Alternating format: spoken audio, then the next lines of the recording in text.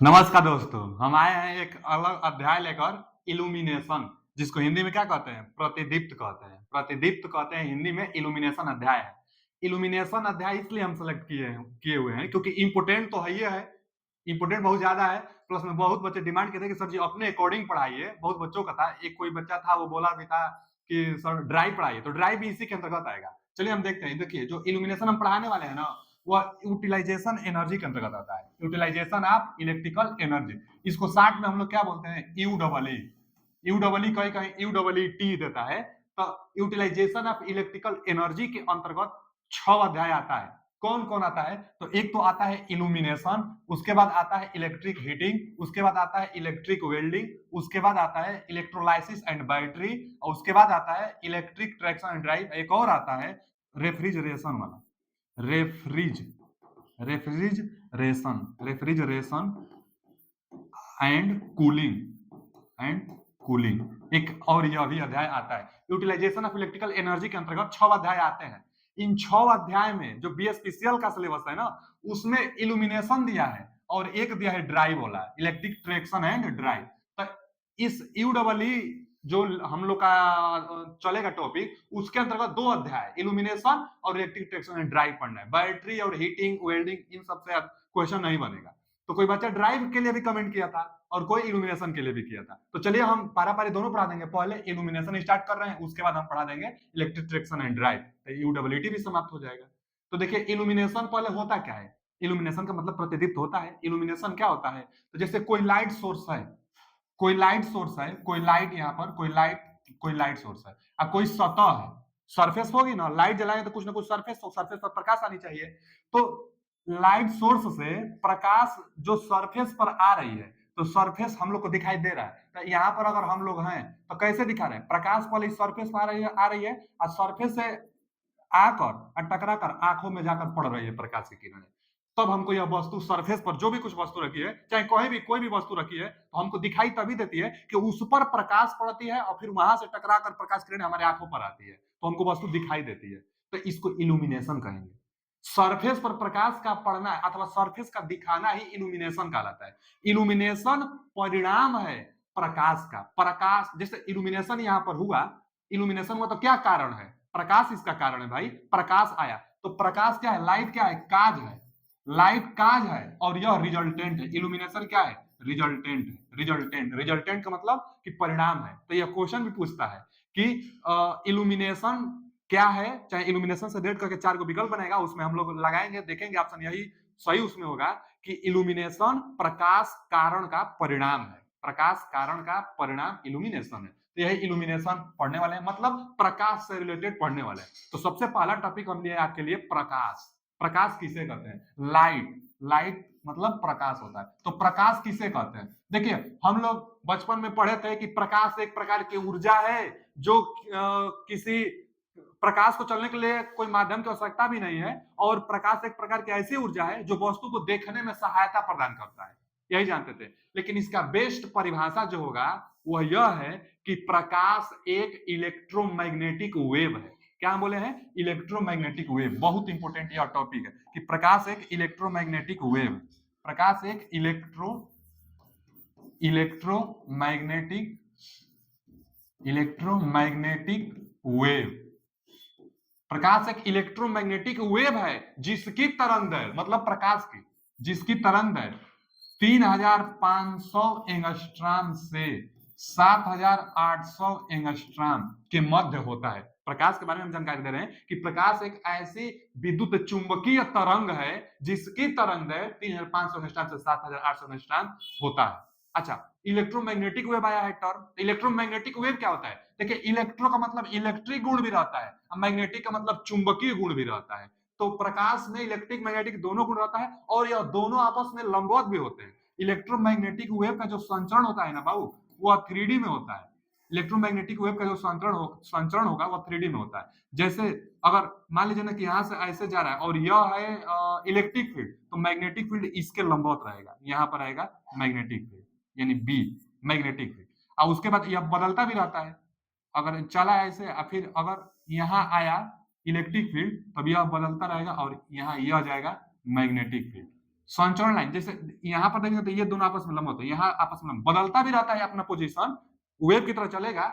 और देखिए बेग इधर है, इलेक्ट्रोमैग्नेटिक वेव का बेग आगे है, लेकिन जो इलेक्ट्रिक फील्ड और मैग्नेटिक फील्ड बन रहे हैं ना, एक दूसरे के लंबवत भी बन रहे हैं। तो संचरण के भी लंबवत होते हैं, संचरण के भी लंबवत, तीनों आपस में परपेंडिकुलर, जैसे हम लोग फ्लेमिंग का left hand rule, right hand rule पढ़ते हैं, तीनों आपस में लंबवत होते हैं। उसी तरह बेग, इलेक्ट्रिक फील्ड, मैग्नेटिक फील्ड आपस में तीनों लंबवत होते हैं, और बेग के लंबवत ये दोनों होते हैं।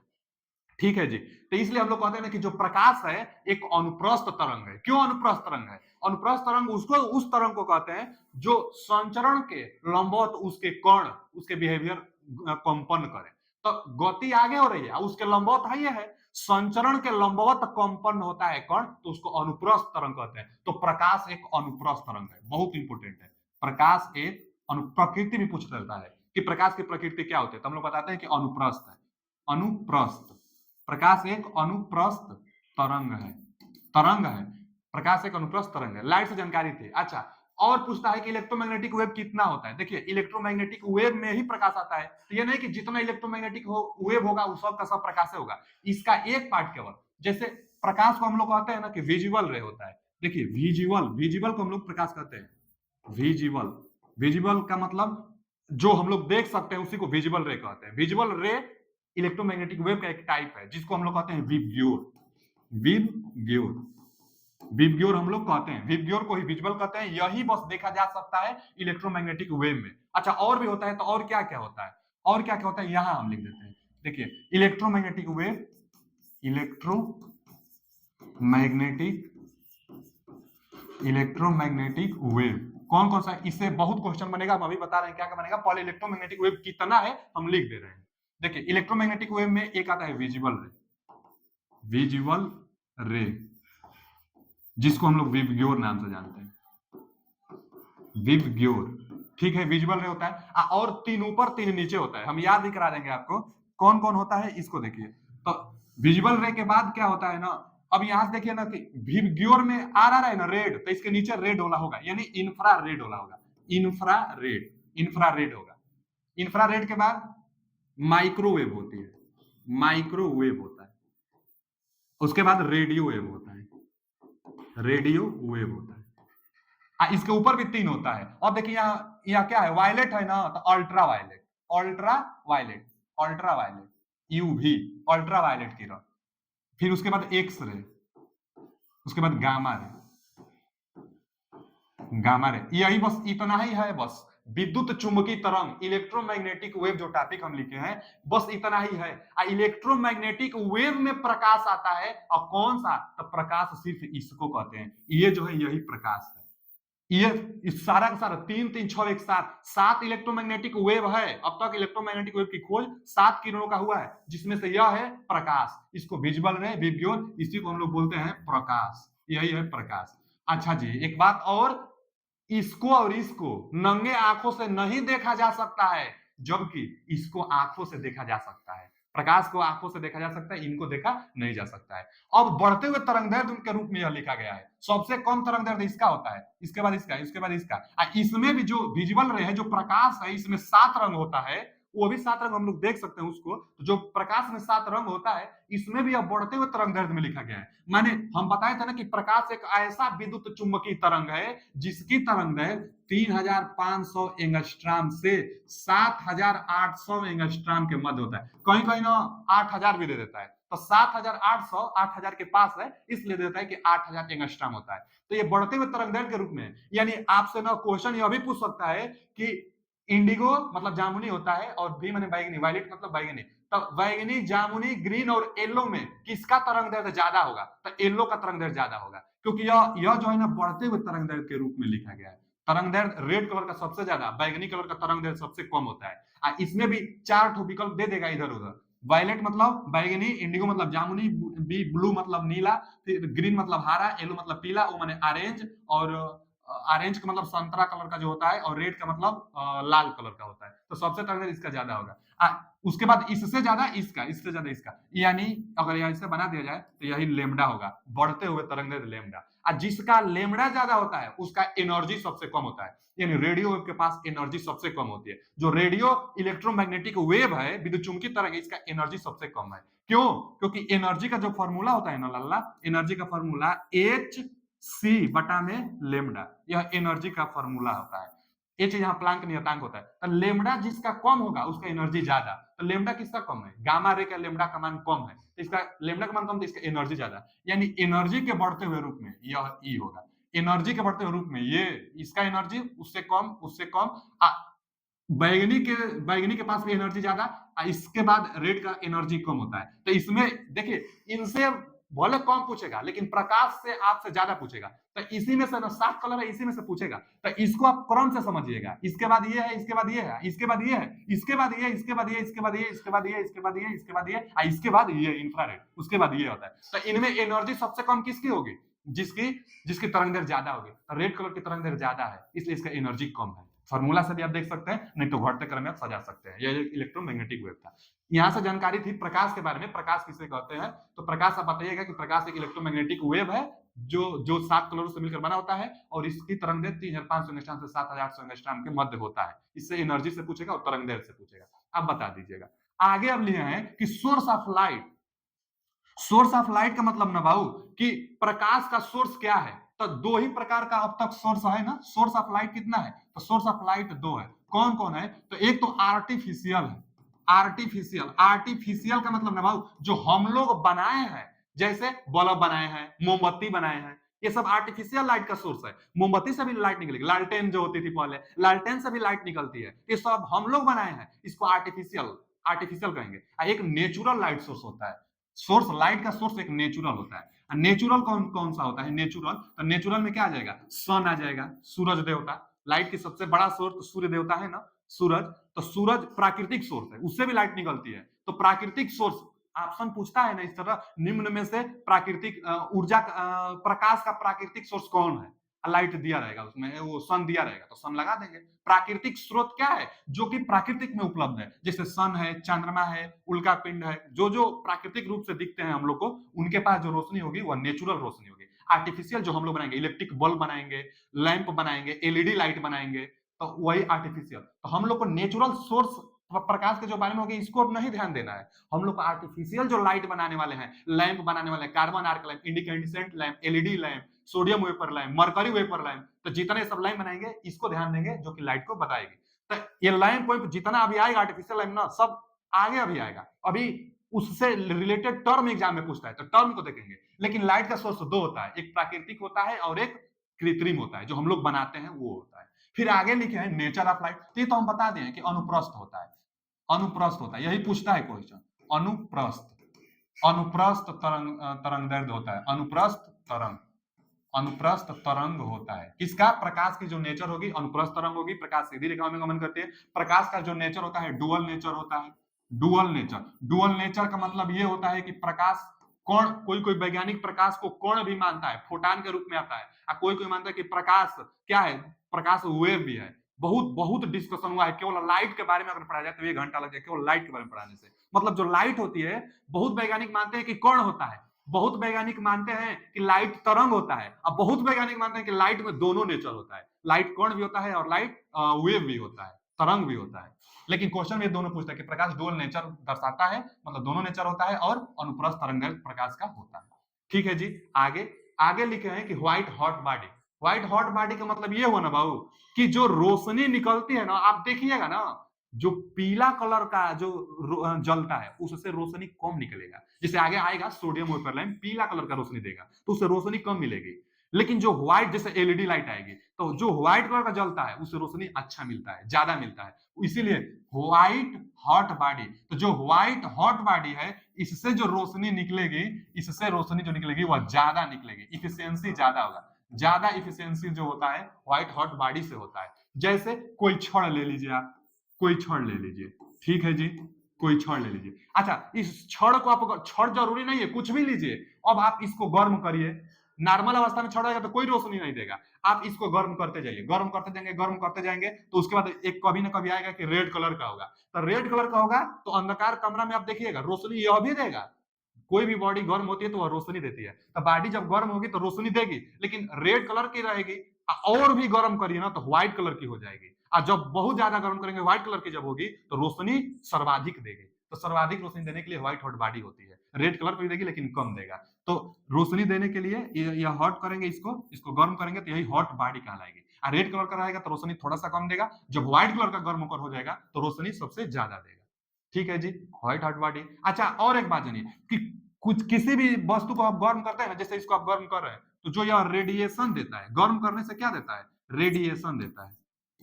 रेडिएशन यह क्या देगा भैया, तो रेडिएशन देगा, रेडिएंट देगा, विकिरण, विकिरण, विकिरण निकलता है, विकिरण। तो जो विकिरण निकलती है हॉट बॉडी से, जो विकिरण निकलता है वही तो है रोशनी, वही प्रकाश है, प्रकाश वही निकलता है, जो विकिरण निकलती है वही प्रकाश कहलाता है। तो विकिरण शब्द बार बार आएगा, रेडिएंट शब्द बार बार आएगा। रेडिएंट क्या हो जाएगा, तो किसी भी हॉट बॉडी से निकलने वाली जो ऊर्जा होगी वही रेडिएंट के रूप में निकलती है। तो लाइट का नेचर क्या होता है, तो हम यह भी बता सकते हैं कि सोर्स ऑफ रेडिएंट, जो लाइट होता है, लाइट क्या है, लाइट एक सोर्स ऑफ रेडिएंट है, विकिरण की समूह है लाइट। तो विकिरण निकलता है हॉट बॉडी, और व्हाइट कलर का रहेगा तो विकिरण सबसे ज्यादा निकलता है। आगे हम लिए हैं इल्यूमिनेशन। इल्यूमिनेशन यही अध्याय का नाम ही है, इल्यूमिनेशन। हम बता दिए थे इल्यूमिनेशन क्या होता है, कि जैसे यहां से मान लीजिए लाइट सोर्स है, लाइट सोर्स है, कोई यहाँ पर सरफेस है, सरफेस पर जो प्रकाश आएगी, सरफेस पर प्रकाश आएगी ना भाई, सरफेस पर प्रकाश आएगी, तो सरफेस पर जो प्रकाश आ रही है इसी को हम लोग क्या कहते हैं, इल्यूमिनेशन। इसी को इल्यूमिनेशन कहते हैं। इल्यूमिनेशन को ई से हम लोग डिनोट करते हैं, तो इल्यूमिनेशन इसी को कहते हैं। अब इल्यूमिनेशन सरफेस पर प्रकाश का पड़ना और सरफेस का दिखाई देना, ये इल्यूमिनेशन कहलाता है। जैसे जैसे यहाँ पर अगर आंख होगी तो आंखों में प्रकाश का दिखाई देना है, जैसे यहाँ से जो ये प्रकाश जा रही है, तो प्रकाश आंखों पर यहाँ से पड़कर जा रही है तभी यह वस्तु दिखाई दे रही है। तो जो आ रही है यह आपतित किरण होता है, आपतित, आने वाली किरण, आपतित किरण होता है। और जो परावर्तन के बाद जो जा रही है यह परावर्तित किरण होता है, परावर्तित किरण, परावर्तित किरण, परावर्तित किरण।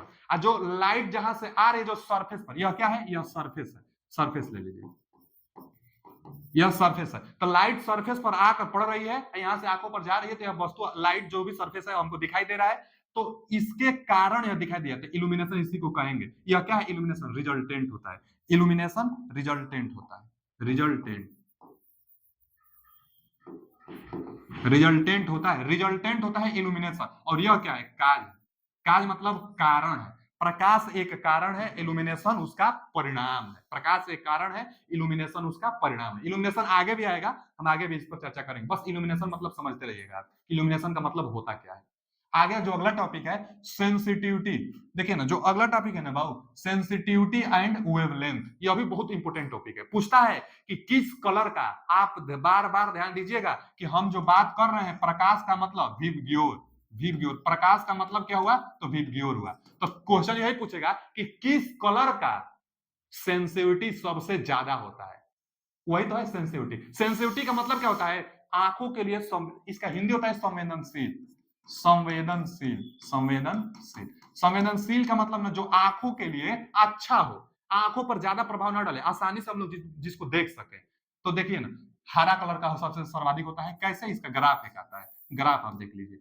यह क्या है, वेवलेंथ है, वेवलेंथ, यह वेवलेंथ है, और यही बता रहा है सेंसिटिविटी को, सेंसिटिविटी, यह जो बता रहा है ना यह सेंसिटिविटी को बता रहा है। अच्छा, यहां से विबग्योर, विबग्योर लिख देते हैं, विबग्योर, विबग्योर, ठीक है, विबग्योर लिख दिया ना, जो प्रकाश है हमारे पास विबग्योर लिख दिए। तो जो इसका ग्राफ बनता है बाबू विबग्योर, तो यहां से शुरुआत होता है, और जो ग्रीन कलर आता है ना यहाँ पर एकदम मैक्सिमम आ जाता है, ग्रीन कलर पर मैक्सिमम, और रेड कलर पर फिर कम आ जाता है। तो सेंसिटिविटी सबसे ज्यादा किसका हुआ, आप देखिए तो 100% सेंसिटिविटी है, सेंसिटिविटी सर्वाधिक किस कलर की है, ग्रीन कलर की। ग्रीन कलर का सेंसिटिविटी सबसे ज्यादा होता है, माने आंखों के लिए देखने में आराम मिलता है ग्रीन कलर को, इसलिए हरियाली आपको अच्छी लगती होगी। चाहे आप जाएंगे हॉस्पिटल में तो जो भी पर्दा डाला रहता है सब ग्रीन कलर का पर्दा डाला रहता है, क्योंकि जो रोशनी होती है रोशनी से ज्यादा रिफ्लेक्टेड भी नहीं होता है, और आंखों के लिए ग्रीन कलर अच्छा होता है। इसीलिए जो सिग्नल लाइनें होती है हरा कलर का बनाया जाता है, सिग्नल लाइन में जो रेडी का होता है हरा कलर का, क्योंकि आंखों के लिए वो अच्छा है, संवेदनशील है, तो संवेदनशील ग्रीन कलर का सबसे ज्यादा। और उसके बाद येलो कलर का होता है, येलो कलर का उसके बाद होता है, और फिर उसके बाद इधर देखेंगे तो ये ब्लू कलर का है, लेकिन सबसे खराब रेड कलर का होता है और बैगनी कलर का होता है। तो सेंसिटिविटी सबसे ज्यादा ग्रीन कलर की होगी, ग्रीन कलर की होगी, ग्रीन कलर की सेंसिटिविटी सबसे ज्यादा होगी। अच्छा, ग्रीन कलर का तरंग दैर्ध्य कोई पूछेगा ना, पूछता है इसका तरंग दैर्ध्य, क्योंकि यह सबसे अच्छा है ना आंखों के लिए। तो ग्रीन कलर का तरंग दैर्ध्य कितना होता है, तो 5500 एंगस्ट्रॉम होता है, 5500 एंगस्ट्रॉम। कई बार तो जो ये प्रकाश है, देखिए हम कहां से बताए थे, 3500 एंगस्ट्रॉम से इसका कितना हम बताए थे, तो 7800 एंगस्ट्रॉम हम बताए थे। कहीं कहीं 8000 दे देता है, इसका 3000, कहीं 4000 भी देता है, 4000 से 8000। तो 3000 और वो 8000 अब बीच में आ रहा है, तो 5500 ना आएगा, ये 3500 है, इसका 4000, इसका 5000, 5 से बढ़ाते जाइए, यहाँ इसका 3500 एंगस्ट्रॉम है, तो इसका 4000 एंगस्ट्रॉम, इसका 4500, 6600 भी दे देता है। और उसके मतलब उसके बाद इसका कितना आएगा, 5500 आएगा, बढ़ाते जाएंगे ना, देखिए 35, उसके बाद 4, उसके बाद यहाँ 46, उसके बाद 55, उसके बाद 66, उसके बाद मान लीजिए 7000 एंगस्ट्रॉम, उसके बाद 7800 एंगस्ट्रॉम, बढ़ाते जाइए, 500, 700, 600 बढ़ाते जाइए, आ जाएगा। तो ग्रीन का पूछता है, तो ग्रीन का 5500 एंगस्ट्रॉम, थोड़ा बहुत इधर उधर भी रीडिंग डाटा इसका चलता है। हाँ, कई बार एंगस्ट्रॉम में रीडिंग न देकर नैनोमीटर में पूछ लेता है, मिलीमीटर में पूछ लेता है, तो इसको बदल सकते हैं आप, क्योंकि एक एंगस्ट्रॉम जो होगी वह 10 का पावर -10 मीटर के बराबर होता है। एक एंगस्ट्रॉम 10 का पावर -10 मीटर, माने इस जो है ना 5500, ग्रीन कलर का जो एंगस्ट्रॉम है 5500 एंगस्ट्रॉम, तो 10 के पावर -10 इस पर गुणा कर देंगे ना, तो यह मीटर में अब हो गया, अब एंगस्ट्रॉम है या मीटर में। अब मीटर में है, अगर मीटर को मिलीमीटर में बनाने के लिए क्या करते हैं कि मीटर को मिलीमीटर में तो 100 से गुणा करते हैं, तो 100 से आप गुणा करेंगे तो 2 पावर घट जाएगा, तो 10 के पावर -8 आ जाएगा। तो नैनो के लिए 10 के पावर -9 होना चाहिए, तो एक और इधर बढ़ाएंगे आप। तो आप किसमें भी पूछेगा आप बना लेंगे, नैनोमीटर में पूछ लेता है, मिलीमीटर पूछ लेता है, एंगस्ट्रॉम में पूछ लेता है, तो आप बता देंगे। यहां से जो सेंसिटिविटी और वेवलेंथ का ग्राफ था वह यही ग्राफ है। क्वेश्चन बनेगा तो किस कलर का सेंसिटिविटी सबसे अच्छा होता है, तो ग्रीन कलर का होता है। ग्रीन कलर का तरंग दैर्ध्य कितना होता है, तो 5500 एंगस्ट्रॉम होता है। ठीक है जी। अगला टॉपिक है लुमिनियस फ्लक्स, बहुत इंपोर्टेंट, वेरी वेरी इंपोर्टेंट है। इससे जो बनता है क्वेश्चन, सर्वाधिक यही क्वेश्चन बनता है कि लुमिनस फ्लक्स का मात्रक क्या होता है। तो मात्रक के लिए कंफ्यूजन भी बच्चों को होता है। तो जो लक्स है तो इसका मात्रक फ्लक्स नहीं होगा, मतलब यहाँ फ्लक्स है ना, तो फ्लक्स का मात्रक लक्स नहीं होगा, आएगा एक लुमिनेंस आएगा, उसके मात्रक लक्स होगा, लेकिन यहाँ लुमिनस फ्लक्स है, लुमिनस फ्लक्स है, तो लुमिनस फ्लक्स का मात्रक लक्स नहीं होता है, क्या होगा, तो लुमेन होता है, इसका मात्रक लुमेन होता है। अच्छा, किसे कहते हैं, पहले यूनिट लिख देते हैं, क्योंकि यूनिट बहुत इंपोर्टेंट है, यूनिट इसका बहुत ज्यादा इंपोर्टेंट है। तो यूनिट क्या होगा भाई यार, मात्रक इसका क्या होगा, तो लुमेन होगा, लुमेन बहुत ज्यादा इंपोर्टेंट है, एकदम ध्यान दीजिएगा कि फ्लक्स का मात्रक लुमेन, लुमिनस फ्लक्स का मात्रक लुमेन। अच्छा जी, लुमिनस फ्लक्स किसे कहते हैं, फ्लक्स क्या होता है, तो आप कोई जगह पढ़ोगे, जैसे मैग्नेटिक फील्ड लाइंस में भी मैग्नेटिक फ्लक्स आता है, इलेक्ट्रिक फ्लक्स आता है। तो फ्लक्स क्या होता है, किसी सतह से निकलने वाली चुंबकीय क्षेत्र रेखाओं की संख्या को फ्लक्स कहते हैं, मैग्नेटिक फ्लक्स कहते हैं। तो यहां पर भी लुमिनस फ्लक्स है, तो लुमिनस फ्लक्स का मतलब क्या होगा, प्रकाश से फ्लक्स। तो किसी सतह से निकलने वाली प्रति सेकेंड, किसी सतह से निकलने वाली प्रति सेकंड रेडियंट ही लुमिनस फ्लक्स कहलाएगा। प्रकाश में रेडियंट हम बताए थे ना कि हॉट बॉडी से रेडियंट निकलता है, तो रेडियंट को ही प्रकाश कहते हैं। तो प्रति सेकंड कितना रेडियंट निकल रहा है, इसको एकदम शॉर्ट में लिखिए, रेडियंट, रेडियंट पर सेकंड, पर सेकंड, पर सेकंड जो रेडियंट होगा वही लुमिनस फ्लक्स होगा। प्रति सेकंड कितना रेडियंट निकल रहा है वही लुमिनस फ्लक्स है। इसका मात्रा क्या होगा, लुमेन, कोई फॉर्मूला नहीं, बस इसका मात्रा के पूछता है, नहीं तो परिभाषा में आप ध्यान दीजिएगा कि प्रति सेकंड निकलने वाली विकिरण की संख्या लुमिनस फ्लक्स कहलाता है, और लुमिनस फ्लक्स का मात्रक लुमेन होता है, बहुत ज्यादा इंपॉर्टेंट है, यहां से यही क्वेश्चन बनेगा। अगला जो टॉपिक है हमारा सोलिड एंगल और प्लेन एंगल। तो सोलिड एंगल किसे कहते हैं, तो आप कुल्फी देखे होंगे ना, कुल्फी बाबू, कुल्फी, कुल्फी देखे होंगे आप, कुल्फी का जो कोन होता है ना, कुल्फी में मान लीजिए अंदर मलाई भरा जाता है, लेकिन जो कुल्फी होगा इसमें ना, हम लोग मलाई भरते हैं इसमें, तो जो कुल्फी होगा ना, तो इसके पूरा सतह से 3D में यहां पर जितना एंगल बनेगा, प्लेन एंगल नहीं बता रहे हैं, 2D वाला नहीं बता रहे हैं, 3D में हम बता रहे हैं, जो 3D में पूरा एंगल जो बन रहा है, यह पूरा का पूरा एंगलवे को 3D में आता है कभी भी सोलिड एंगल, तो पूरा का पूरा जो ये एंगल बन रहा है यही है solid angle. Solid angle kulfi के द्वारा, चाहे कोई भी कोन, जैसे आप भुजा भुजाने जाते हो तो वो लोग कोन बनाते हैं, तो पूरा सरफेस के द्वारा जितना एंगल बनेगा पूरा एकदम 3D में जितना एंगल बनेगा उसी को कोण कहते हैं। यहां भी समझाया गया वही बात, इस एरिया के द्वारा जितना इसके केंद्र पर कोण बन रहा है ये वाला, यही क्या है, यही है सॉलिड एंगल। यहाँ सॉलिड एंगल लिखा है ना, सॉलिड एंगल। सॉलिड एंगल के लिए फॉर्मूला पूछता है, सॉलिड एंगल को ओमेगा से हम लोग डिनोट करते हैं, सॉलिड एंगल को ओमेगा से डिनोट करते हैं। और जो इसका फॉर्मूला होगा कि जितना एरिया से यहाँ पर कोण बनाएगा वह एरिया अब बटा में जितना रेडियस रहेगा, रेडियस का वर्ग, तो यह फॉर्मूला इसका पूछ लेता है। तो सॉलिड एंगल बराबर एरिया बटा में आर स्क्वायर, रेडियस स्क्वायर। जैसे जो कुल्फी होगी तो जो इसका रेडियस बनेगा ना बाबू, यह रेडियस और जो एरिया रहेगा एरिया, तो एरिया में रेडियस के वर्ग से भाग दीजिए, यहाँ से यह एंगल निकल जाएगा, ओमेगा निकल जाएगा, सॉलिड एंगल निकल जाएगा। अच्छा, सॉलिड एंगल को ना हिंदी में हम लोग घन कोण कहते हैं, हिंदी में इसको क्या कहते हैं, घन कोण कहते हैं, घन कोण सॉलिड एंगल को। अब इसका मात्रक पूछ लेता है कि भैया घन कोण का मात्रक क्या होगा, सॉलिड एंगल का मात्रक क्या होगा। तो सॉलिड एंगल का जो मात्रक होता है, इसका यूनिट जो होगा वह रेडियन हो, मतलब ईस्टे रेडियन होता है, ईस्टे रेडियन, ईस्टे रेडियन होता है, ईस्टे रेडियन। बहुत बार देखिए इस अध्याय में ना मात्रक सबसे ज्यादा पूछता है, आप देखिएगा उठाकर, हम क्वेश्चन भी कराएंगे ना, देखिएगा सबसे ज्यादा पूछेगा तो मात्रक पूछेगा। जितना क्वांटिटी हम आगे अभी लेने वाले हैं सबका मात्रक बहुत ज्यादा इंपॉर्टेंट है, आप मात्रक जरूर याद करिएगा। घन कोण का मात्रक क्या होगा, ईस्टे रेडियन, फॉर्मूला एरिया बटा में आर स्क्वायर। एरिया कौन सा एरिया, तो जिससे यहाँ पर निकाल रहे हैं। अच्छा, ये तो छोटा सा एरिया से, जैसे यहां देखेंगे तो यहां भी देखेंगे ना तो यह खूब बहुत बड़ा सा एरिया है, मतलब बड़ा एरिया है। आज छोटा इसी पर एक छोटा सा एरिया ले लिया गया है, एक छोटा सा एरिया से केंद्र पर जितना एंगल बनेगा, जैसे यहाँ पर ये जितना एंगल बनेगा इस एरिया से जितना एंगल, वही जैसे कोई फुटबॉल है, फुटबॉल है कोई, फुटबॉल का किसी एक छोटा सा एरिया से, डेल्टा एरिया मतलब छोटा सा एरिया से केंद्र पर जितना एंगल बना रहा है वही क्या कहलाता है, घनकोण कहलाता है। लेकिन हम यह कह दे भैया छोटा सा एंगल से नहीं, यह पूरा सरफेस से कितना कोण बनेगा, छोटा सा सरफेस की हम बात कर रहे हैं ना बार बार, लेकिन अगर फुटबॉल है तो पूरा उसके सरफेस से केंद्र पर कितना कोण बनेगा, इसको निकालिए, तो मान भर दीजिए यहाँ पर, तो देखिए कितना निकल कर आ रहा है, यहाँ पर लगाइए। ओमेगा बराबर क्या होगा, फॉर्मूला है ए बटा में आर स्क्वायर ना, हम पूरा सरफेस से निकाल रहे हैं, तो गोला जो फुटबॉल है गोला है, तो गोला का संपूर्ण पृष्ठ क्या होता है, 4 पाई आर स्क्वायर, गोला का संपूर्ण पृष्ठ होता है 4 पाई आर स्क्वायर। अब बटा में आर स्क्वायर पहले से है, तो आर स्क्वायर कट जाएगा तो 4 पाई आएगा, 4 पाई निकल कर आएगा। तो ओमेगा का मान 4 पाई कब आएगा बाबू, तो जब संपूर्ण पृष्ठ से कितना एंगल बनेगा घन कोण पूछेगा तब, तो संपूर्ण एरिया से अगर पूछेगा तो 4 पाई आता है, ये भी जानते रहिएगा कि संपूर्ण एरिया से कितना घन कोण का मान बनता है 4 पाई ईस्टे रेडियन। ईस्टे रेडियन तो इसका मात्रक है, ईस्टे रेडियन आपको बताना है। तो ये रही घन कोण से रिलेटेड कि भैया 3D पिक्चर है घन कोण, इसका मात्रक ईस्टे रेडियन होता है, ए बटा में इसका फॉर्मूला होता है। लेकिन एक और है प्लेन एंगल, तो जो हम लोग अब तक एंगल पढ़ते आए हैं ना वही प्लेन एंगल है।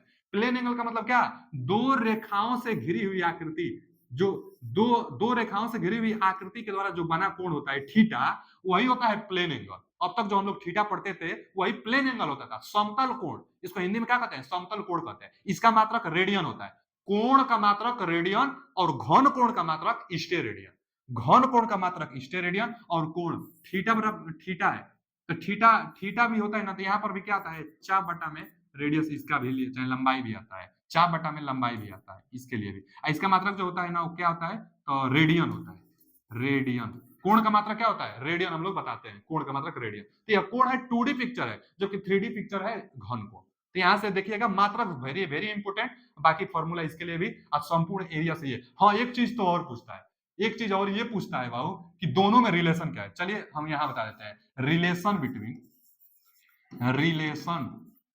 रिलेशन बिटवीन कौन सा, solid angle, solid angle, solid angle and plane angle, plane angle, solid angle and plane angle में रिलेशन पूछता है। देखिए बहुत ज्यादा इंपॉर्टेंट है इसका रिलेशन। इसका रिलेशन क्या होगा, इसका रिलेशन होगा ओमेगा बराबर, ओमेगा क्या है, घन कोण है ना, तो ओमेगा बराबर 2 पाई 1 माइनस कास थीटा वैल्यू। देखिए याद कर लीजिए, इस पर न्यूमेरिकल नहीं बनेगा, लेकिन यह रिलेशन आपसे पूछ देता है, विकल्प में रिलेशन दे देता है, पूछ देता है, तो यही वाला रिलेशन आप सही लगाएंगे।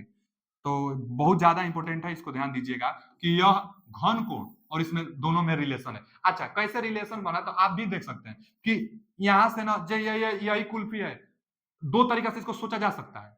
आप सोचेंगे ऊपर जो यहाँ पर जो एरिया बन रहा है, इस एरिया से पूरा एरिया से अगर आप सोच रहे हैं या पूरा एरिया से आप सोच रहे हैं तो 3D एंगल एगो पाएंगे आप, और वह 3D एंगल जो होगा वो घन कोण होगा। लेकिन बहुत लोग बाहर से इसको देखकर सोचेंगे, एरिया को ना ध्यान देकर इस रेखा को ध्यान देंगे, इसको और इसको, तो उनके लिए तो यह प्लेन एंगल न रहेगा। जो बाहर से देखेंगे उनके लिए प्लेन एंगल रहेगा, जो बाहर से देखेंगे उनके लिए प्लेन एंगल रहेगा, लेकिन जो सरफेस को ध्यान देते हुए एंगल देखेंगे वो घन कोण इसको समझेंगे। तब दोनों में रिलेशन होना चाहिए, यही तो है। अगर पूरा एरिया से देखेंगे, पूरा एरिया से देखेंगे तब घन कोण, केवल अगर पूरा एरिया से न देखते हुए, पूरा एरिया से ना देखते हुए अगर हम लोग केवल उतू से ध्यान दें तो यहाँ पर हम लोग देखेंगे कि प्लेन एंगल बन रहा है। तो यही दोनों में रिलेशन, दोनों में क्या रिलेशन है, तो दोनों में रिलेशन यही हम लिखते हैं, जो कि इंपोर्टेंट ही है, पूछ लेता है एग्जाम में, आप इसको जानते रहिएगा। अगला टॉपिक देखते हैं। अगला टॉपिक है लुमिनस इंटेंसिटी। अच्छा, इंटेंसिटी के नाम से पता चल रहा है, इंटेंसिटी का मतलब भेदन क्षमता, इंटेंसिटी का मतलब एकदम पावर, उसका उसका क्षमता। तो हाँ भैया, इंटेंसिटी का जो फॉर्मूला निकल कर आता है, इंटेंसिटी किसे कहते हैं, तो आप यह भी पहले तो सोच लीजिए, इंटेंसिटी को आई से डिनोट करते हैं, और इसका मात्रक तो बहुत इंपोर्टेंट है, ये मात्रक तो है, लेकिन परिभाषा पहले क्या होगा, तो इसका परिभाषा यही होगा कि किसी प्रकाश सोर्स से, यह क्या है, यह प्रकाश सोर्स है, यहां से प्रकाश चारों तरफ निकल रही है, तो किसी प्रकाश सोर्स से एक घन कोण में ओमेगा, एक देखिए ना, यहां से यह प्रकाश सोर्स है, एक निश्चित दिशा में, एक निश्चित एंगल पर, जैसे इसको हम लोग क्या कह देंगे, ओमेगा कहेंगे ना, एक निश्चित एंगल पर निकल रहा है, जैसे इतना सरफेस के ऊपर ध्यान दिया जा रहा है, तो किसी प्रकाश सोर्स से एक निश्चित दिशा में एक घन कोण में जो प्रकाश सोर्स निकलती है, उसी को हम लोग क्या कहते हैं, लुमिनस इंटेंसिटी कहते हैं। अब इसका क्षमता निकालना, इस बल्ब की क्षमता आपको निकालनी है, इंटेंसिटी निकालनी है, तो पूरा से आप नहीं निकाल पाएंगे, किसी एक निश्चित दिशा में आप निकालिए, किसी एक निश्चित दिशा में आप इसको निकाल सकते हैं। तो क्या होगा भाव, इसके लिए फॉर्मूला, इंटेंसिटी के लिए फॉर्मूला क्या होता है, तो इंटेंसिटी के लिए जो फॉर्मूला निकल कर आता है, फाई बटा में ओमेगा निकल कर आता है। फाई बटा में ओमेगा मतलब, फाई बटा ओमेगा का मतलब ना कि जो रेडिएंट निकल, जो फ्लक्स निकल रही है, वह एक ओमेगा में, एक घन कोण में कितना निकल रहा है, उसी को हम लोग कहते हैं इंटेंसिटी। तो आई बराबर फाई बटा में ओमेगा होता है, और इसका जो मात्रक होता है ना, कैंडला होता है, इसका यूनिट जो होता है कैंडला होता है, कैंडेला, कैंडला बहुत ज्यादा इंपॉर्टेंट है कैंडला। अच्छा, याद करने के लिए क्या है, मात्रक है ना सबसे ज्यादा है, तो मात्रक याद करने के लिए इसका ट्रिक क्या है बाबू, इसका जो ट्रिक होगा, इसका जो ट्रिक होता है, ट्रिक क्या होता है बाबू, इसका जो ट्रिक होगा, LIC याद कर लीजिए, LIC। अब LIC के लुमिनियस इंटेंसिटी, सी मतलब कैंडला, लुमिनियस इंटेंसिटी का मतलब कैंडला होता है। LIC तो आप जानते हो ना, LIC जीवन बीमा, तो LIC लुमिनस इंटेंसिटी का मतलब कैंडला होता है, यहां से हम लिख दिया है कैंडला। अथवा और एक मात्रक बता सकते हैं, ये फ्लक्स को हम क्या बताए थे मात्रक, लुमिनस फ्लक्स का मात्रक हम क्या बताए थे, लूमेन, लूमेन, तो लूमेन और स्टेरेडियन में भी आप बता सकते हैं, लूमेन प्रति स्टेरेडियन में, नहीं तो कैंडला बहुत ज्यादा इंपॉर्टेंट है। और किसी भी लाइट सोर्स की जो इंटेंसिटी होगी वह कैंडला में मेजर की जाती है। कैंडला एक एक सॉलिड एंगल में, आप बता भी सकते हैं कि एकांक सॉलिड एंगल में निकलने वाली रेडियंट ही लुमिनियस इंटेंसिटी कहलाता है। एकांक सॉलिड एंगल में, एकांक सॉलिड एंगल में, एक एकांक सॉलिड एंगल में निकलने वाला रेडियंट चाहे फ्लक्स ही इंटेंसिटी कहलाता है, इसका मतलब कैंडला होता है। कैंडला बहुत ज्यादा इंपॉर्टेंट है। आगे क्या है, मीन स्फेरिकल कैंडल पावर। देखिए, मीन स्फेरिकल कैंडल पावर बहुत ज्यादा इंपॉर्टेंट नहीं है, इसके नाम से पता चल रहा है, मीन मतलब औसत मान होता है, हॉरिजॉन्टल मतलब क्षैतिज सतह पर, और कैंडल पावर मतलब प्रकाश सोर्स की जो क्षमता होगी। तो किसी सरफेस पर जो प्रकाश पड़ रही है, इसका औसतन कहीं यहां निकाल लीजिए, यहां निकाल लीजिए, यहां निकाल लीजिए, कैसे निकलेगा आगे फॉर्मूला भी आएगा, लेकिन यहां तीव्रता निकालिए, यहां इंटेंसिटी निकालिए, यहां इंटेंसिटी निकालिए, और सभी का औसत निकाल लीजिए, तो हॉरिजॉन्टल कैंडल पावर की औसत हो जाएगी, यही पूछा है। तो यह बहुत ज्यादा इंपोर्टेंट नहीं है, इससे तो ज्यादा इंपोर्टेंट यह है कि mean spherical candle power. Mean spherical candle power क्या है, तो मीन स्फेरिकल कैंडल पावर का मतलब यह गोला के द्वारा कितना इंटेंसिटी निकल रहा है। देखिए, लुमिनस इंटेंसिटी एक सॉलिड एंगल में निकल रहा था, लेकिन मीन स्फेरिकल कैंडल पावर यह पूरा गोला के द्वारा कितना निकलेगा उसको कहेंगे, जिससे इसका फॉर्मूला पूछता है, mean spherical candle power, MSCP नाम से बहुत ज्यादा फेमस है, MSCP, mean spherical candle power का फॉर्मूला क्या होगा, तो इस स्फेरिकल मतलब पूरा गोला के द्वारा कितना लाइट निकल रही है, तो total emitted flux, total flux, total flux पूरा स्फेयर से, टोटल फ्लक्स लिख देगा कि होल स्फेयर, लिख दे रहे हैं टोटल फ्लक्स होल स्फेयर। चलिए वो झूठों का बाड़ा होगा, फॉर्मूला आप जानते रहेगा कि स्फेरिकल बात आ गया ना तो पूरा एकदम गोला से, पूरा गोला से जो टोटल फ्लक्स आएगी, टोटल फ्लक्स। अब बटा में जब पूरा गोला की बात है, हम लोग क्या बता रहे हैं यहाँ बटा में बता रहे हैं ओमेगा। जैसे इंटेंसिटी का फॉर्मूला क्या बताए थे, फ्लक्स बटा में ओमेगा हम बताए थे। इंटेंसिटी का फॉर्मूला फ्लक्स बटा में ओमेगा। अच्छा यह ओमेगा क्या है बाबू, घन कोण है। तो इंटेंसिटी बताए थे कि एकांक घन कोण में उत्पन्न होने वाली फ्लक्स लुमिनस इंटेंसिटी कहलाती है। और यहां क्या बता रहे हैं, मीन स्फेरिकल कर्नल पावर।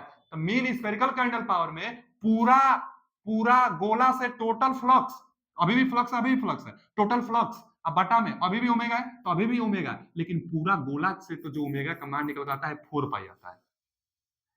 पूरा गोला से जो निकल कर आता है वो 4 पाई आता है। यहां हम बताएं, देखिए ध्यान से, यहाँ पूरा अगर गोला से हम रखते हैं, पूरा गोला का 4 पाई आर स्क्वायर पड़ गया तो ओमेगा का मान 4 पाई निकल कर आ रहा है। ओमेगा का मान 4 पाई, या ओमेगा का मान 4 पाई कब आता है, पूरा गोला के द्वारा घन कोण का मान, पूरा गोला के द्वारा घन कोण का मान। तो कितना निकल कर आ गया पूरा गोला के कारण, देखिए पूरा गोला के कारण घन कोण का मान, अभी भी घन कोण रखे हैं 4 पाई आता है पूरा गोला के कारण, और ऊपर फ्लक्स तो टोटल फ्लक्स अभी रखे हैं। तो मीन स्फेरिकल कर्नल पावर, इसका भी मात्रा कर्नल होता है, इंटेंसिटी की मात्रा भी कर्नल। तो बहुत ज्यादा इंपोर्टेंट ये फॉर्मूला है। न्यूमेरिकल अगर आता है दे देगा किसी लाइट सोर्स से निकलने वाली टोटल फ्लक्स का मान 1000 लक्स है, 1000 लक्स है, मतलब दे देगा कि 1000 लुमेन है, 1000 लुमेन है। तो आप मीन स्फेरिकल कर्नल पावर का मान बताइए। अच्छा मीन स्फेरिकल कर्नल पावर का मान दे देगा और टोटल फ्लक्स पूछेगा स्फेयर के लिए, तो 4 पाई का आप गुणा कर देंगे तो टोटल फ्लक्स जो TG2 बिहार BSPCL का ना उसमें न्यूमेरिकल आया है प्रीवियस ईयर में, इस पर तो आप इस फॉर्मूला को ध्यान दीजिएगा, बहुत ज्यादा इंपोर्टेंट।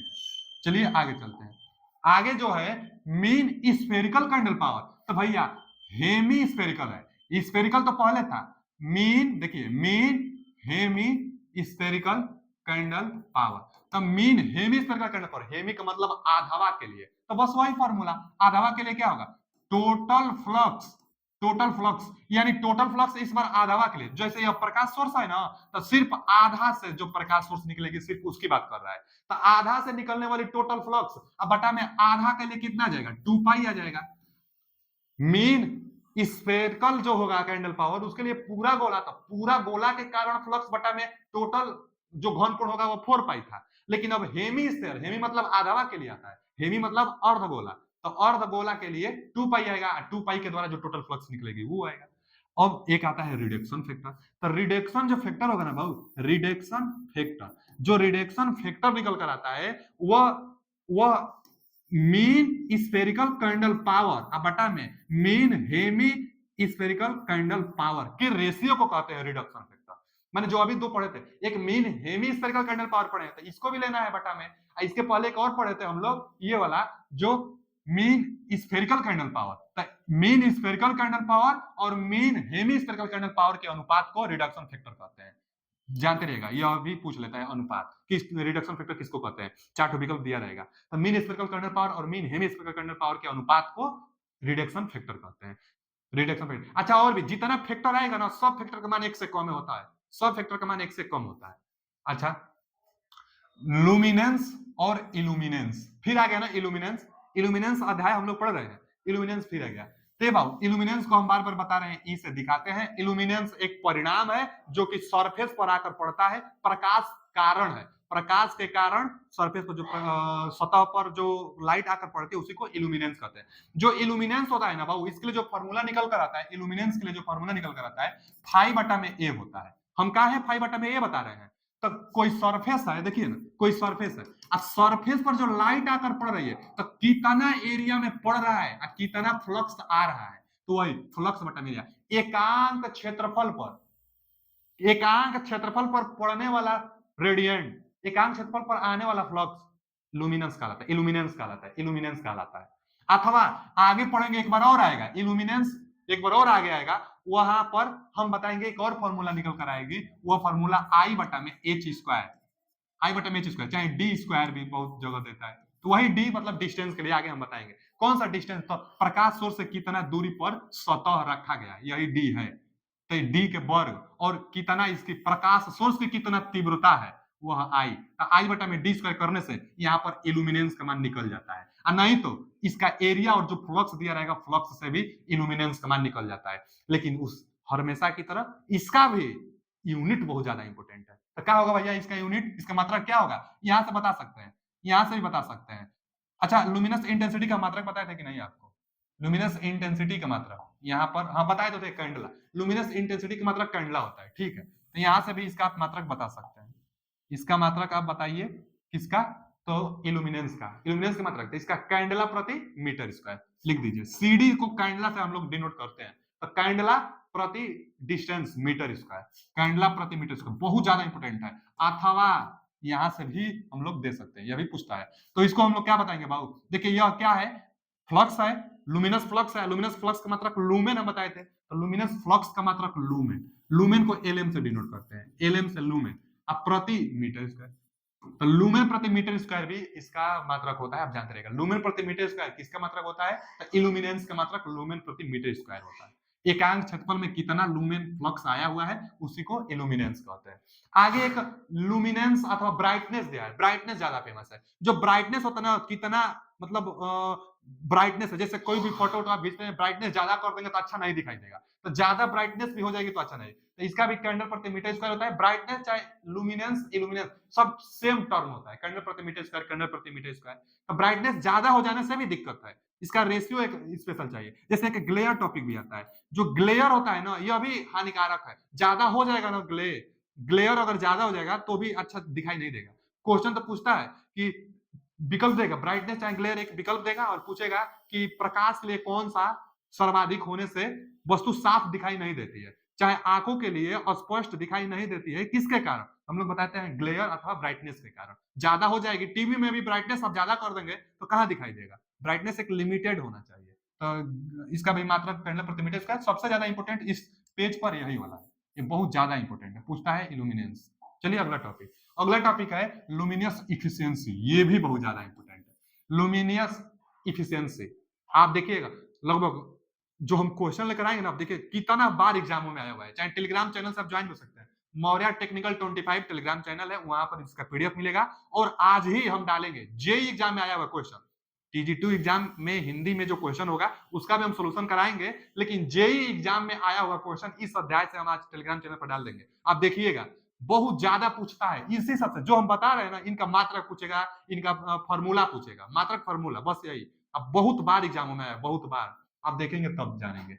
लुमिनियस इफिशियंसी का मात्रक भी बहुत इंपॉर्टेंट है, पहले फॉर्मूला देखिए, जो लुमिनियस इफिशियंसी होगी, कोई भी इफिशियंसी होगी, कोई भी इफिशियंसी होता है बाबू, इफिशियंसी के लिए हम लोग क्या करते हैं, इफिशियंसी, इफिशियंसी का मतलब आउटपुट बटा में इनपुट, इफिशियंसी का मतलब आउटपुट बटा में इनपुट, कहीं मशीन में भी पढ़े होंगे आप, चाहे बहुत जगह पढ़ते हैं, कितना आउटपुट आया है, तो आउटपुट का मतलब कोई जैसे सरफेस है, कोई सरफेस पर कितना फ्लक्स आ गया है, मिल रहा है हम लोग को कितना फ्लक्स, जैसे कोई लाइट है, मान लीजिए यहाँ लाइट है, अब लाइट से फ्लक्स निकालेगी ना, तो इस सरफेस पर कितना फ्लक्स हमको मिल रहा है, यही हमारे लिए आउटपुट होगा, लैंप की इफिशियंसी निकालनी है, लुमिनियस इफिशियंसी निकालनी है, तो कितना आउटपुट मिल रहा है वह फ्लक्स बताएगा बाबू, फ्लक्स बताएगा कितना आउटपुट मिल रहा है, अब बटा में इनपुट क्या होगा, तो जितना हम पावर दे रहे हैं, इस बल्ब को जितना हम पावर दे रहे हैं, पी बराबर क्या होता है वी आई, तो वोल्टेज और धारा दिया रहता है, तो पी बराबर वी आई करने से पावर निकलता है, तो जितना हम इसको पावर देंगे, यहाँ पर पी लिखिए अथवा अथवा फाई बटा में वी आई लिख दीजिए, पावर पी बराबर वी आई, न्यूमेरिकल देता है कि इतना वोल्टेज पर इतना करंट कोई लैंप ले रहा है जो कि टोटल फ्लक्स इतना रेडिएंट कर रहा है, तो उसकी इफिशियंसी बताइए, इफिशियंसी निकालने के लिए फ्लक्स बटा में पावर, अच्छा इसका मात्रक पूछता है, तो पावर का मात्रक तो वाट और उसका मात्रक फ्लक्स का मात्रक लूमेन, तो लूमेन प्रति वाट, बहुत ज्यादा, लूमेन को एलएम से डिनोट करते हैं, लूमेन को एलएम से, पावर को वाट से, तो लूमेन प्रति वाट, लूमेन प्रति वाट बहुत ज्यादा इंपोर्टेंट है यूनिट इसका, पूछता है क्वेश्चन, लूमेन प्रति वाट किसका मात्रक है, इफिशियंसी का, लुमिनियस इफिशियंसी का लुमेन प्रति वाट मात्रक है। अच्छा एक देखिए लुमेन प्रति वाट है ना, एक क्वेश्चन यहाँ पर भी लिख लीजिए, बहुत इंपोर्टेंट ये है कि एक लूमेन में कितना वाट होता है, एक लूमेन में कितना वाट होता है, अगला हम पेज पर लिखवा दे रहे हैं, बहुत इंपोर्टेंट है, बहुत ज्यादा इंपोर्टेंट है, पूछा हुआ है क्वेश्चन, एक लूमेन, एक लूमेन, एक लूमेन में कितना वाट होता है, कितना वाट होता है, 1.0016 वाट होता है, यह अध्याय छोटा सा अध्याय है, लेकिन जितना ही टॉपिक है इसमें, छोटा छोटा एकदम टॉपिक हम देख रहे हैं ना, ये सब टॉपिक हम बता रहे हैं, एकदम छोटा छोटा टॉपिक है, क्या पूछेगा, मात्रक नहीं तो फॉर्मूला, मात्रक नहीं तो फॉर्मूला, नहीं तो न्यूमेरिकल भी दे सकता है, छोटा छोटा न्यूमेरिकल देता है, बहुत छोटा अध्याय है, बहुत छोटा छोटा टॉपिक है, लेकिन बहुत ज्यादा इंपॉर्टेंट है, हर एग्जाम में पूछता है, क्योंकि लाइट से इलेक्ट्रिकल वाले हैं और लाइट से ही ज्यादा क्वेश्चन बनता है, तो इससे बनेगा क्वेश्चन। तो एक लूमेन बराबर 1.0016 वाट, क्या हम बताए थे यहाँ पर, तो लूमेन प्रति वाट किसका मात्रक है, तो लुमिनस एफिशिएंसी का। आगे देखिए यूटिलाइजेशन फैक्टर, यूटिलाइजेशन फैक्टर यह किसके अंतर्गत आता है, तो यूटिलाइजेशन ऑफ इलेक्ट्रिकल एनर्जी के अंतर्गत आता है। मतलब यूटिलाइजेशन होता ही क्या है, तो यूटिलाइजेशन मतलब कितना हम उपयोग किए हैं उसको यूटिलाइजेशन कहते हैं। यूटिलाइजेशन फैक्टर बराबर जितना हम उपयोग किए हैं लाइट, माने जितना हम उपयोग फ्लक्स किए हैं वह उपयोग, तो हम बता देते हैं ना कि यूटिलाइजेशन फ्लक्स, यूटिलाइजेशन मतलब क्या चीज उपयोग किया गया, चलिए हिंदी में लिख देते हैं याद रहे, उपयोग किया, यूटिलाइजेशन मतलब ना उपयोग होता है, उपयोग गुणा, उपयोग किया गया फ्लक्स, उपयोग किया गया फ्लक्स अब बटा में लाइट द्वारा इमिटेड फ्लक्स, टोटल फ्लक्स चाहे टोटल इमिटेड मतलब उत्पन्न, टोटल उत्पन्न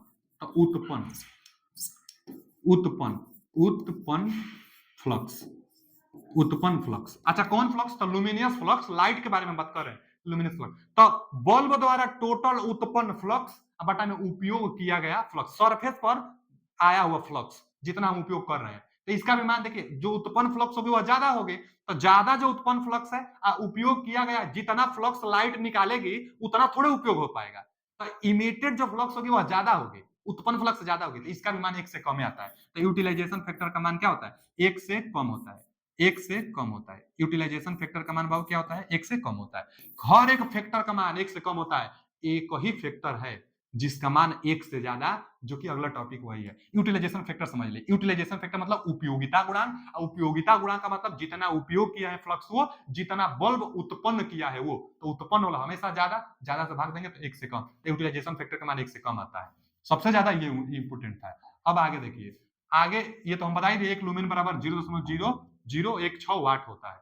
आगे डिप्रेसिएशन फैक्टर, यही एक ऐसा फैक्टर है जिसका मान 1 से ज्यादा है। डिप्रेसिएशन फैक्टर का मतलब कि कितना ह्रास हुआ है उसको हम लोग कहते हैं डिप्रेसिएशन, ह्रास गुणांक भी कह सकते हैं। तो डिप्रेसिएशन फैक्टर ही ऐसा फैक्टर है जिसका मान 1 से ज्यादा होता है, बाकी सबका मान 1 से कम होता है। एकदम ध्यान रहेगा कि डिप्रेसिएशन फैक्टर का मान 1 से ज्यादा। अब क्या फार्मूला होगा, तो देखिए ना, जो डिप्रेसिएशन फैक्टर होगा ना, आइडियल केस में उत्पन्न फ्लक्स, आइडियल केस में जो टोटल इल्यूमिनेंस उत्पन्न हो रही है, आइडियल का मतलब स्टार्टिंग टाइम में जितना फ्लक्स हो रही है, और उसके बाद कुछ बरिस के बाद, जब सवाल में दिया रहेगा 5 बरिस बाद, 4 बरिस बाद, 2 बरिस बाद, 10 बरिस बाद, 5 बरिस बाद मान लीजिए, चाहे जितना बरिस बाद मान लीजिए, तो मतलब कुछ समय के बाद, चाहे प्रेजेंट टाइम में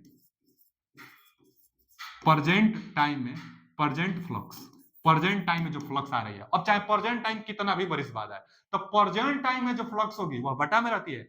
आइडियली केस में जो स्टार्टिंग केस में प्रेजेंट टाइम कहिए, चाहे नॉर्मल भी कह सकते हैं यहाँ पर, अथवा नॉर्मल भी ले सकते हैं। नॉर्मल मतलब वर्तमान टाइम में जितना फ्लक्स है, तो नॉर्मल फ्लक्स आइडियली फ्लक्स, तो आइडियली फ्लक्स का मतलब स्टार्टिंग टाइम में, इसको स्टार्टिंग बोल सकते हैं, स्टार्टिंग फ्लक्स, स्टार्टिंग टाइम में जो आइडियली केस में जो नया नया बल्ब खरीदे हैं, तब कभी भी कोई भी डिवाइस जब नया नया रहता है तो एनर्जी ज्यादा देता है, एनर्जी ज्यादा रहेगा। अब प्रेजेंट टाइम में उसकी ना, उस पर हो सकता है कि मिट्टी लग गई होगी, जो उसका डिफ्यूजर होता है, जो बाहर से जो आवरण होती है, हो सकता है पुरान हो गई होगी, मिट्टी लगी होगी, खरोच आ गई होगी, तो रोशनी कुछ कम देगा, तो इसका मान हमेशा कम रहता है, आइडियली केस में ज्यादा रहता है। तो जब इसका मान ज्यादा, इसका मान कम, तो ज्यादा में कम से भाग देंगे तो 1 से ज्यादा आएगा, तो वही लिखें कि 1 से ज्यादा रहता है डिप्रिसिएशन फैक्टर का मान।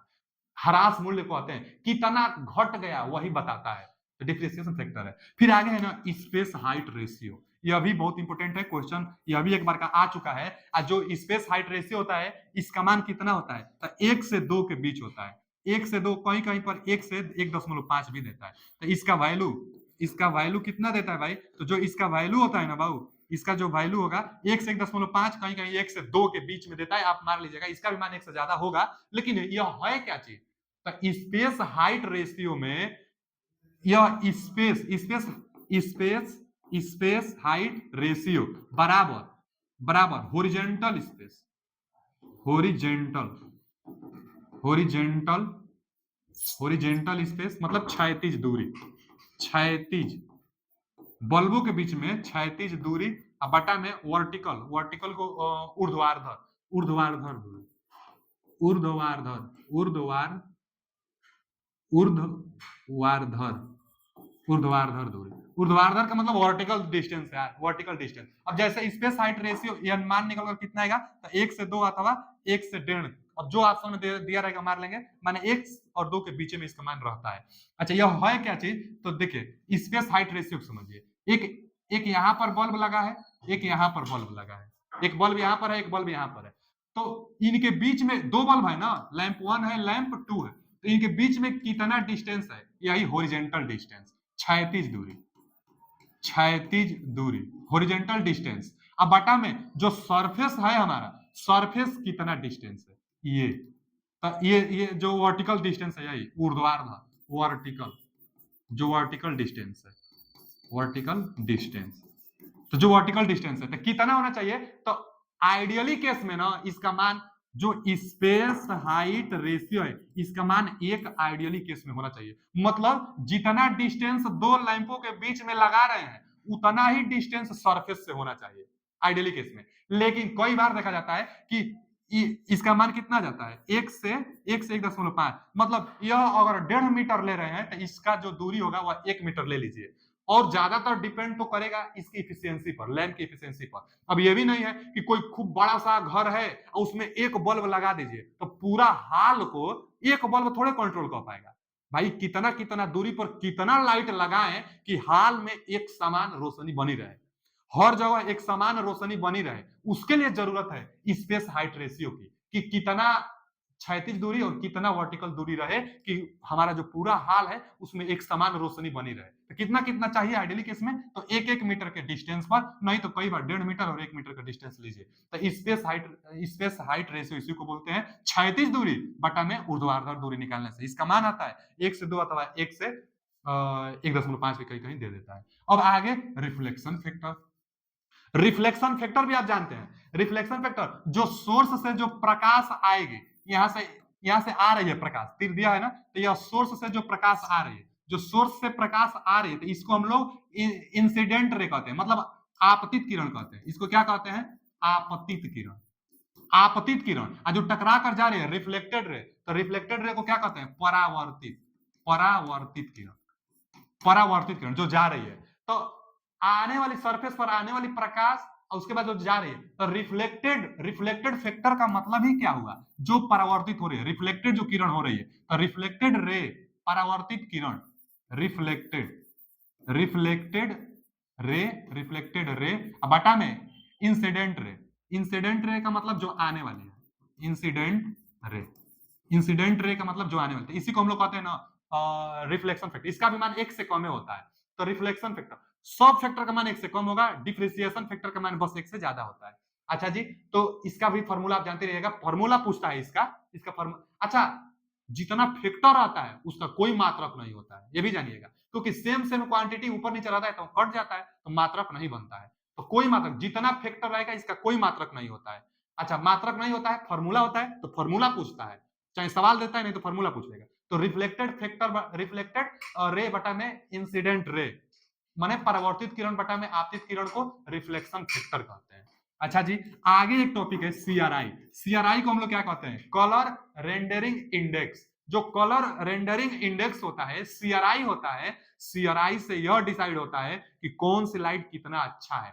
जैसे जो सनलाइट होता है ना, सनलाइट, जो सनलाइट होता है इसका सीआरआई जो माना जाता है, सीआरआई का मान, इसका सीआरआई का मान 100% माना जाता है, मतलब अच्छा है, सीआरआई का मान 100% है, अच्छा एकदम है सनरेड का। अच्छा इनकैंडिसेंट लैंप का भी, इनकैंडिसेंट लैंप क्या है, आगे आएगा, इनकैंडिसेंट लैंप, इनकैंडिसेंट जो लैंप है आगे आएगा, आगे हम बताएंगे इसको। तो इसका भी जो सीआरआई होता है ना वह 100% होता है। इनकैंडिसेंट लैंप वही लैंप है जो 10 रुपए वाला लैंप मिलता है ना जी, 10 रुपए का लैंप जो पहले बहुत चलता था 10 रुपए वाला, तो वही लैंप है इनकैंडिसेंट लैंप, इसका भी सीआरआई 100%। सीआरआई क्या चीज है, तो सीआरआई वह टर्म है जिससे रंग, रंग पहचानते हैं हम लोग, देखिए ना, कलर रेंडरिंग इंडेक्स कलर को पहचान करने की क्षमता बताता है। जैसे सन, सनलाइट में आप जाएंगे ना रेड कलर का पहने रहेंगे तो बताएगा कि हाँ यह रेड कलर का है। आप पिंक कलर का पहने रहेंगे तो एकदम स्पष्ट आप देख पाएंगे कि यह पिंक कलर का है।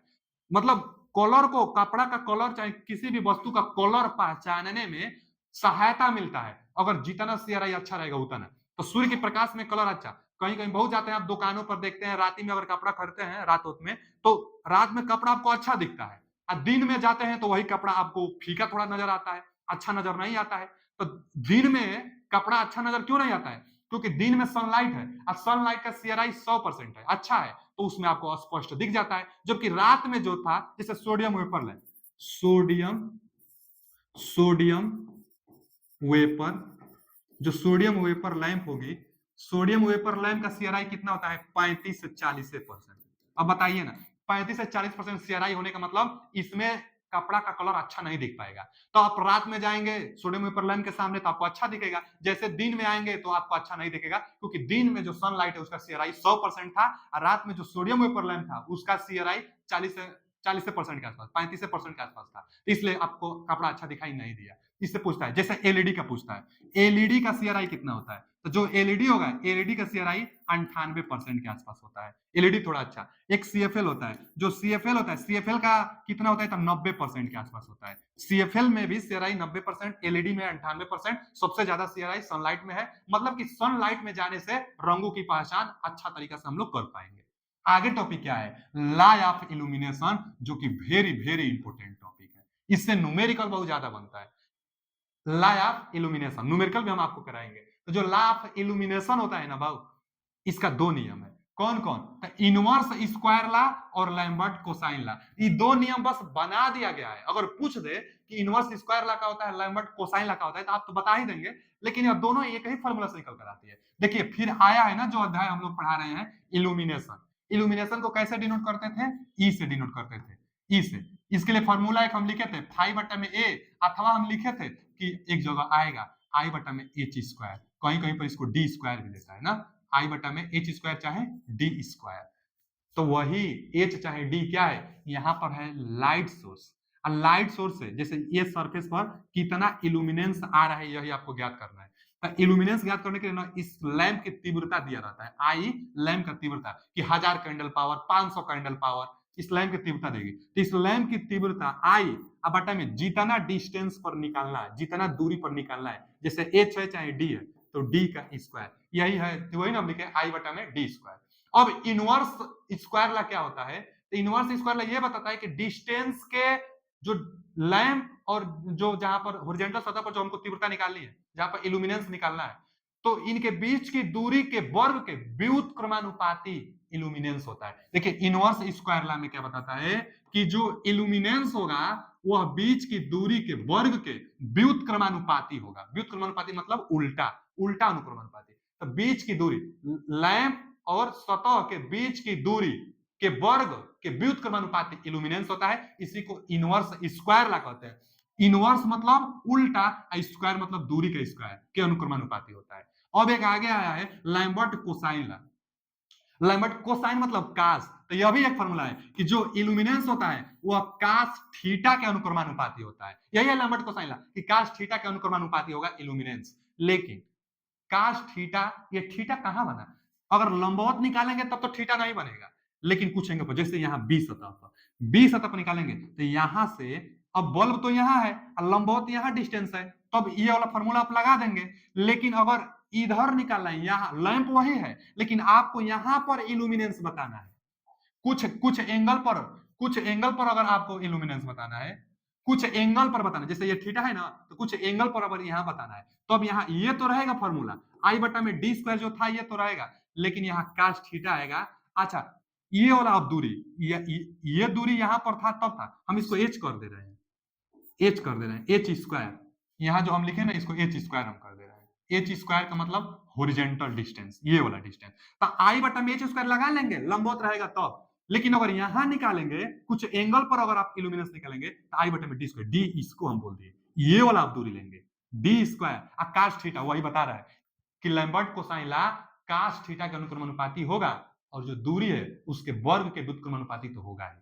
तो दूरी के वर्ग के व्युत्क्रमानुपाती तो होगा ही, और कास थीटा के भी अनुक्रमानुपाती। लेकिन हम अच्छा चलिए इन दोनों को पहले मर्ज कराइए, ई 1/d² ई cos थीटा। तो एक में अगर समीकरण 1 तथा समीकरण 2 से ई अनुक्रमानुपाती क्या है, क्या है, तो 1/d², ये अनुक्रमानुपाती है तो cos थीटा।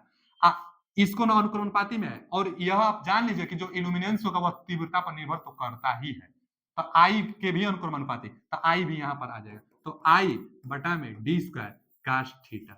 ये फॉर्मूला है, आप जानते रहिएगा, इल्यूमिनेंस के लिए कई बार ट्रिक लगवाता है और देता है कि इल्यूमिनेंस किसके अनुक्रमानुपाती होता है, तो cos थीटा के। लेकिन cos थीटा तभी बनेगा जब एंगल पर आप फाइंड आउट करना चाहेंगे, लेकिन जब cos थीटा रहेगा तो डिस्टेंस d² रहेगा, ये वाला डिस्टेंस रहेगा।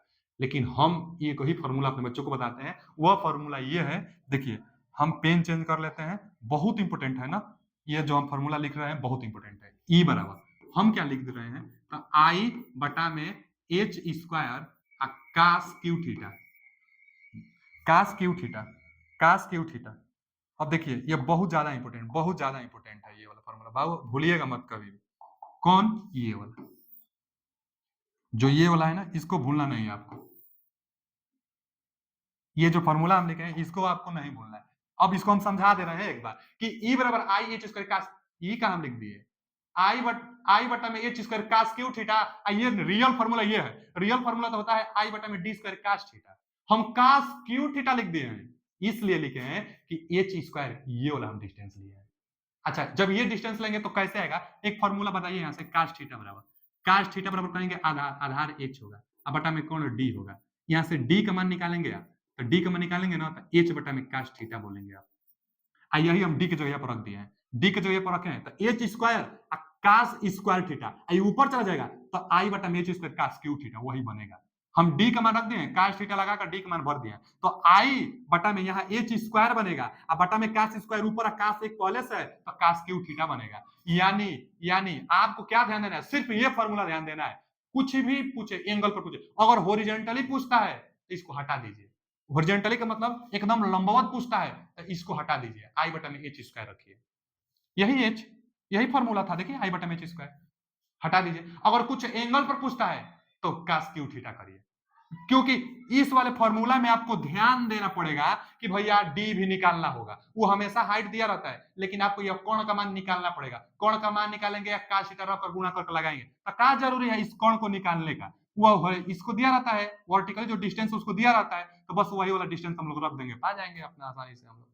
तो बस ये फॉर्मूला आई बटा में एच स्क्वायर, हम फॉर्मूला निकालेंगे बताएंगे, इन दोनों फॉर्मूला में अंतर समझते रहिएगा कि कास क्यू थीटा लिखेंगे तो ये वाला डिस्टेंस लेंगे, और कास थीटा लिखेंगे तो ये वाला डिस्टेंस, जो हॉरिजॉन्टली वाला डिस्टेंस है वो, और थीटा तभी लगेगा जब कुछ एंगल पर आपको निकालना होगा तभी। कास थीटा का अनुक्रमानुपाती होता है, इसको लंबवत कोसाइन कहते हैं, और इनवर्स इसलिए कहेंगे क्योंकि यह दूरी के अनुक्रमानुपाती होता है। यही लॉ ऑफ इल्यूमिनेशन था। आज के लिए इतना ही, अब आगे मिलते हैं, इसका अगला पार्ट लैम्प के बारे में जानकारी देंगे, तो कल के लिए अभी के लिए थैंक यू, कमेंट करिए अगर अच्छा वीडियो लगा होगा तब, थैंक यू, धन्यवाद।